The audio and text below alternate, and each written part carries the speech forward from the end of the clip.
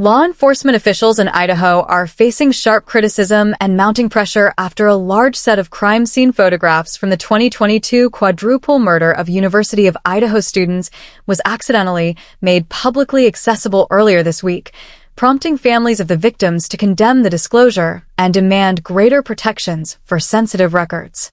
The images, which depict portions of the interior of the off-campus home where Kaylee Goncalves, Madison Mogan, Xana Kernadle, and Ethan Chapin were stabbed to death on November 13, 2022, were posted on a public records portal after the conclusion of the criminal case. The trove of photos was intended to comply with state public records law, which generally favors disclosure once investigations and prosecutions are complete.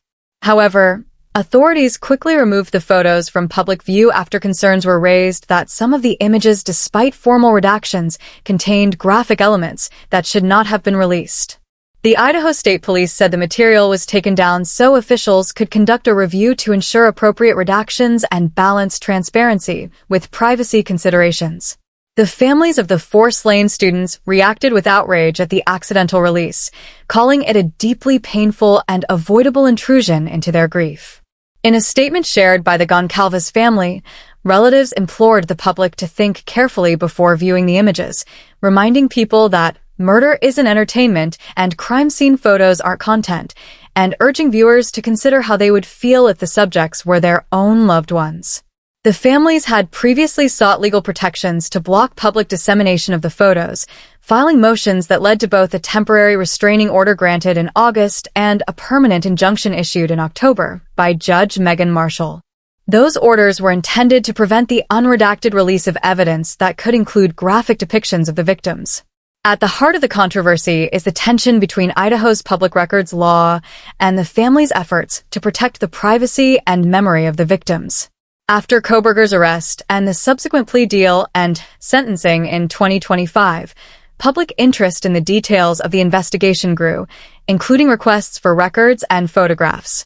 However, families of the victims pursued legal routes to restrict release of especially sensitive material. In August, they obtained a temporary restraining order limiting dissemination of internal images. A permanent injunction followed in October, aimed at preventing unredacted or overly graphic content from becoming permanently public. City attorneys and police officials have pointed out that Idaho's transparency laws typically require disclosure of records unless a narrow exemption applies, a situation that made navigating the balance between public access and privacy protection especially challenging. With the photos now offline and subject to review, Idaho authorities are expected to reissue a revised set of images with tighter redactions.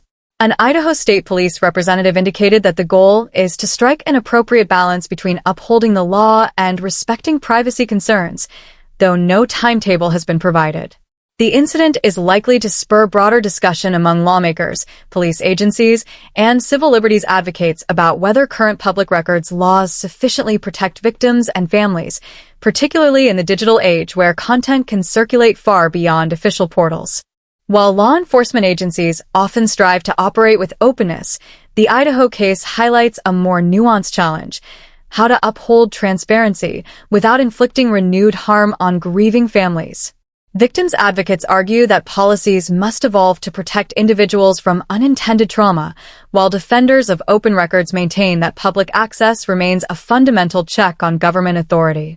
For now, the immediate focus remains on correcting the accidental release, reviewing redactions, and navigating the emotional fallout.